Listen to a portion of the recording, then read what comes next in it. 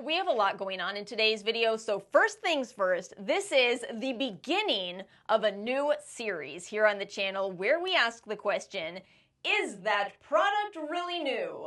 Because life is full of irony, the series itself isn't actually all that new. I feel like I've been critiquing brands for releasing products that already exist for years. But I thought we would make a little more of a point to talk about it. This is also going to be, I think, my last video about Sephora before the savings event, which I've got tape on my box telling me about. Yes, I did spend money at Sephora before the sale, which starts April 4th. It is just around the corner. But you do this when you have a channel so that you can be helpful for other people. I will have more details of the sale in the description box below. I might make a post over on Instagram about, in particular, the Sephora collection products. I love their makeup. That is a flat 30% off for everyone starting April 4th. Otherwise, it's that tiered system. You probably know the drill. So yes, most of these products in today's video I did buy with my own money, with the exception of The Ordinary, which is always excluded from the VIB sale anyway, and this Milk Serum Stick. And this will be an AM skincare routine. My skin type is dry, acne prone today with some acne. One more thing, I do care a lot about trying to support companies that reflect my belief system, so I want to make sure to address the rumor about Sephora donating to the Trump campaign. This one circulated shortly after the election last year, and a lot of people said they were not buying from Sephora. Again, I just want you all to know that was disproven. I'll link this below, but according to the nonprofit Open Secrets, which tracks campaign donations from individuals and groups, there is no evidence that Sephora or its parent company donated to the Trump campaign. The way I view things right now is that I want to support companies who are keeping their DEI, so that absolutely means I am still buying from Ulta, I'm still buying from Sephora. I am not buying from Target.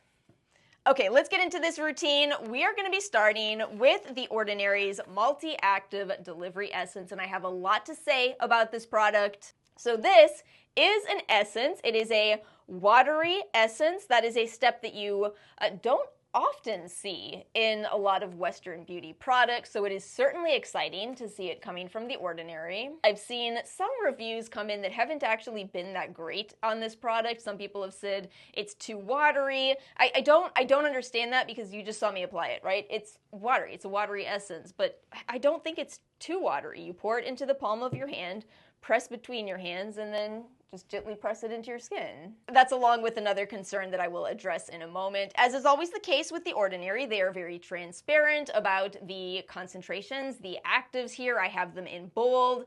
And the idea with this product is that those ingredients are helping to facilitate the absorption of your skincare products into your skin. So now for the question of the day, is this product really new?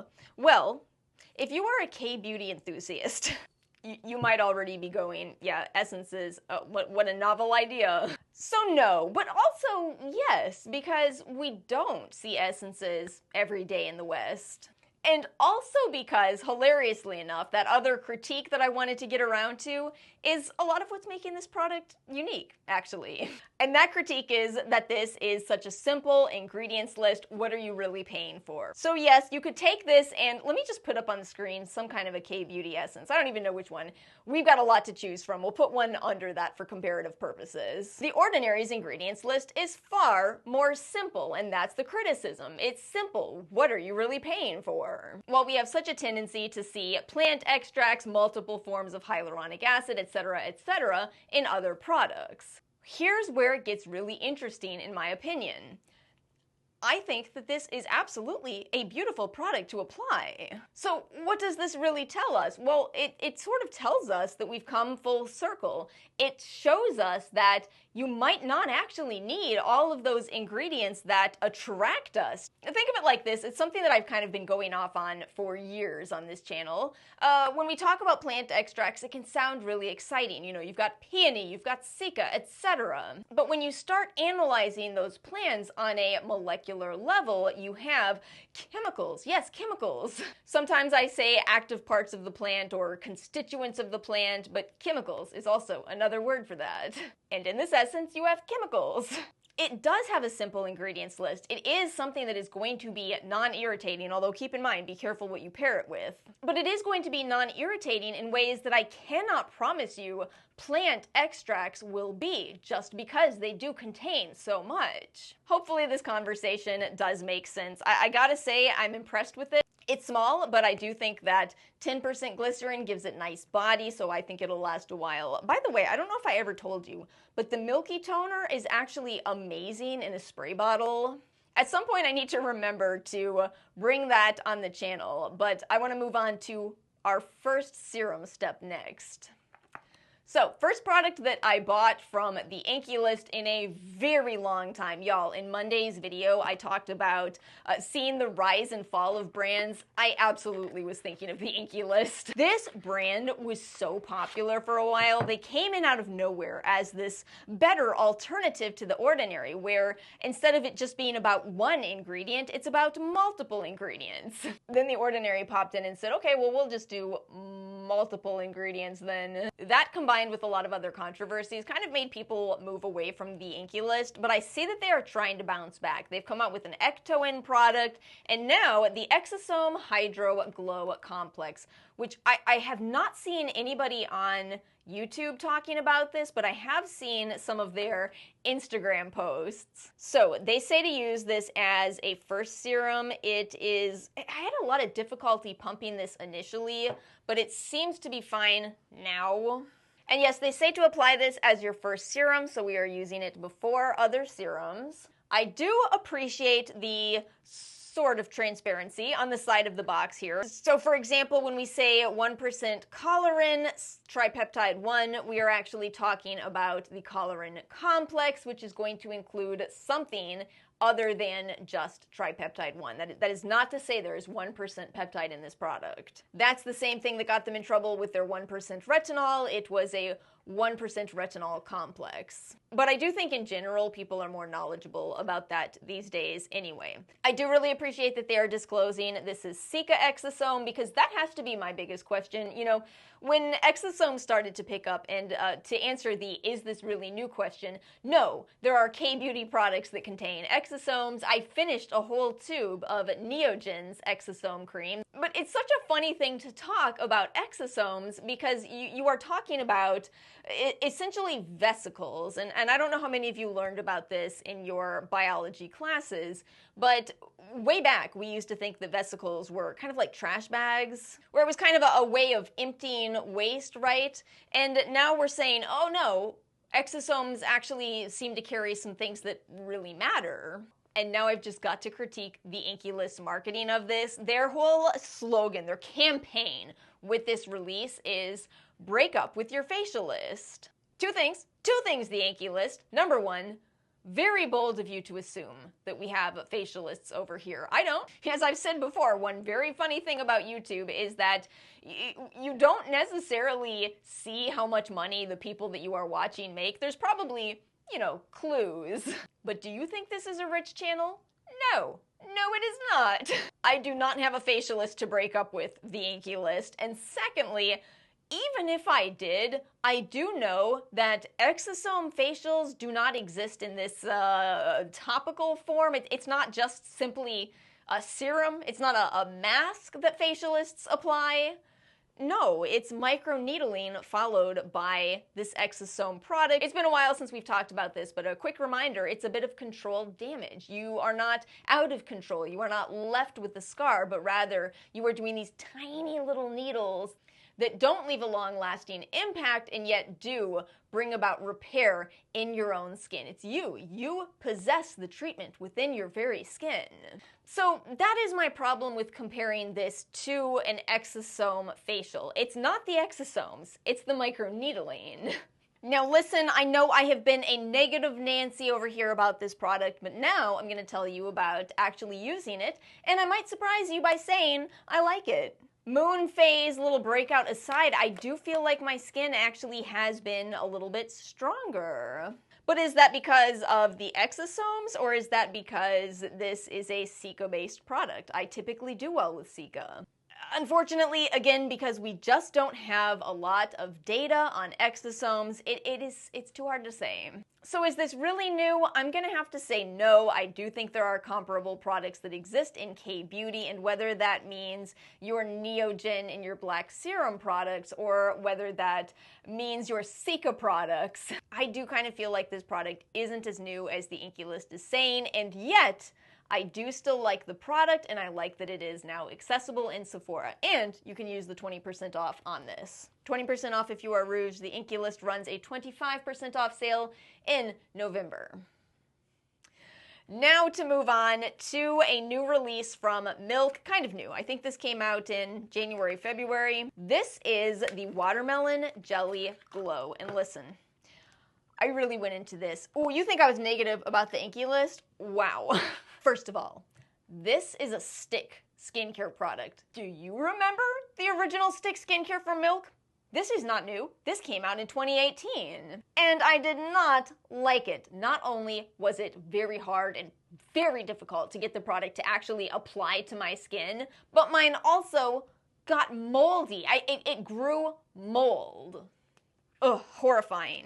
So this has to be the product in this video where I went into this with the most negativity. I cannot believe I like this. So they came out with the cheek and lip tint, same principle.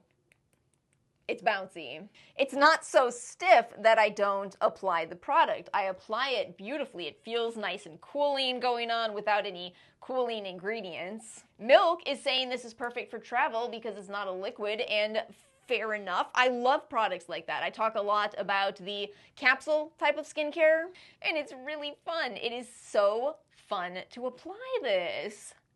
Now, it's not perfect. Let me tell you a few things. So, first of all, if you press hard or if you have too much out, you can break this. I know this because, funny enough, I had bought a dupe of this product and I broke that one. So glad I broke the $3 one, you know? So I lived and learned. Just really be careful and know that you don't have to press hard. You will feel this applying across your skin. I don't love that it has dye. Dye often is overlooked as a potential irritant. You know, they kept it fragrance-free, but they still added dye. Just like with fragrance, it won't bother everyone, but it is a potential irritant. Then again, plant extracts can irritate some people, and they certainly do have plant extracts in this. And finally, it is going to be a little bit more expensive of a product. It's actually more product than I expected at almost a half ounce, but still $29 for almost a half ounce of serum. That would equate to almost a $60 standard size serum. And I did see some people saying that they were breaking out from this. Just so you know, some people do break out from algae-based ingredients, and there's quite a few algae-based ingredients in this. But I can't believe it. I love it. And not only do I love it, this is my first, yes, this is actually different. This is actually something new from a brand that, mind you, I have critiqued on this channel. I am not afraid to call out products that I don't like. I did not like so many of Milk's products for so many years, and let me tell you, they are on fire lately. I'm gonna really quickly break into these Remedy for Pimples Hydrocolloid Pimple Patch. They say near invisible since I am dealing with these breakouts. I feel like Remedy would fit into Sephora so well. I wonder if they'll ever end up there. Not bad at all. Okay. Now we are going to move on to something that I had to try this. I like the Isamaya makeup brand, and they've come out with this whole new makeup but make it skincare thing, which is not new in the slightest. We have plenty more commentary on that coming up very shortly. But I did find it funny that this is not that expensive depending on how you look at this. So this is the microbial gel. It was $40. I did buy this on the Flip app, by the way, instead of Sephora. I have a link somewhere in the description box below where I have a $30 referral. You always get at least 30% off on your Flip orders, so keep that in mind if you are looking for alternatives to Sephora, especially if you like Kosas, Tower 28, Isamaya, Milk. They have some Milk products as well. Anyway, $40 for 1.75 fluid ounces of a primer? Not bad at all. Primer typically is 1 fluid ounce. But also, primer is not that different from a moisturizer, right? And if you look at $40 for 1.76 fluid ounces of moisturizer, that's not bad either. which is hilarious because some of the other products from this brand are very, very pricey in terms of price per ounce. One con with this though, I did notice, it's a aluminum tube, and it does not come with any way to poke it open. Use a pin is my suggestion. I mean a sewing pin, by the way. I had to put the pin in and just kind of wiggle it around. That was perfect. And this is called the microbial gel, which I think is quite a funny name. Yes, microbial, not to be confused with antimicrobial. As somebody who's done a lot of research on probiotics, I quite like that. And really what they're referring to is this product contains prebiotics such as inulin, alpha-glucan, and it is designed for acne-prone skin types, oily skin types. It really feels like nothing on your skin, and yet it does feel hydrating. One other criticism, in addition to the lack of the way to open it, the ingredients list is not the same on the Sephora website. It is not the same on their website. I typed out for you what I have on my box here. I did happen to catch that some people on the Sephora website were saying, what on earth, how can you call this a primer? It has lactic acid in it. Again, this is the same problem with the Yuka app. It's honestly the problem of just talking about ingredients lists without talking about formulation. So ingredients like lactic acid can be an exfoliant at higher concentrations. You know, there's plenty of ingredients where their usage depends on the amount that you put into a product. And yes, lactic acid is one such ingredient. I don't know how else to tell you this, but again, this is another product where I really, really like it. Is it necessarily new? There's a lot of primers out there, a lot of primers with skincare benefits, but is it a good formulation? Do I like that it is recyclable? Do I like that it is fragrance-free? Yes, I like all of these things. So maybe not new, but I do feel like it's a new take on a primer for oily or acne-prone skin, and I do greatly appreciate that, especially because I'm telling you, 40 is not too bad. That brings us to our sunscreen step, and I did buy the Ultraviolet Mini SPF Mates. This brand is known for their sunscreens in Australia, of course, and coming to the US. They have had to make some changes in the way they formulate. But first of all, can I just say how happy I am to see an SPF 50 mineral sunscreen? Why does it have to be so absurdly difficult to get that? So many brands were over here telling us that they could only do SPF 30. We are finally seeing SPF 50 showing up. This does have a very thick feel to it, but I almost like seeing that in a sunscreen, as it means, for me at least, I feel like that doesn't get into my eyes as easily. For me, absolutely every sunscreen stings my eyes. Chemical, mineral, does not matter what it is. If it gets in them, it burns. It does have some tint, as we've talked about so many times on the channel. Keep in mind that zinc oxide is not only white in its natural form, but also an astringent ingredient. So I believe that a lot of the reason why people say things like, oh, sunscreen makes me break out, is not because the drying ingredient zinc oxide is in that product, but rather because the company has tried to balance out the dryness of that zinc oxide.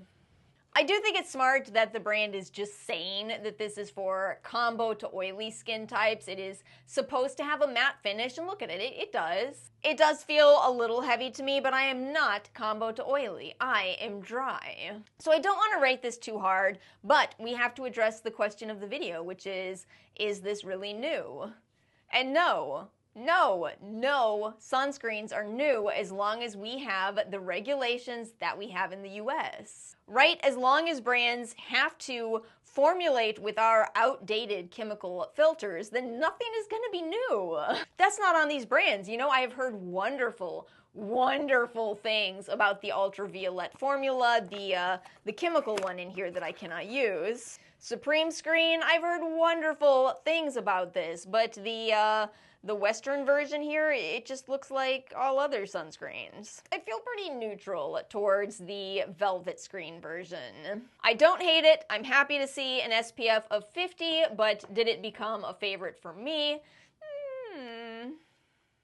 So that brings us to our very last product, and I can't believe Glow Recipe got my money again. They came out with the Watermelon Glow Niacinamide Dewy Flush Tinted Serum, and you might be going, why on earth are you using a serum after your sunscreen? But it is because, according to the brand, this is not a blush. This is not a blush, it's a flush. It's not makeup, it's skincare. And yeah, that makes sense. It's got 3% niacinamide in it, except I just put on sunscreen. How am I going to get any benefit from the niacinamide in this product from over my sunscreen? Ugh, this is the only product in this entire video where I'm really perturbed about it. First of all, is this really new? Skincare that is makeup? No, of course that's not new. That is so old. We've been doing this. We've been putting skincare ingredients into makeup with very little added benefits for people because it's makeup. It's not skincare. You don't use makeup in the same way you use skincare. You can add these skincare ingredients in. Does that mean it's doing anything for your skin? No. Here's my other gripes with this product. This also is absolutely playing into that anti-makeup mentality that I cannot stand it. I cannot stand that. There is this incredibly persistent mentality within certain skincare circles that people who wear makeup are cheating.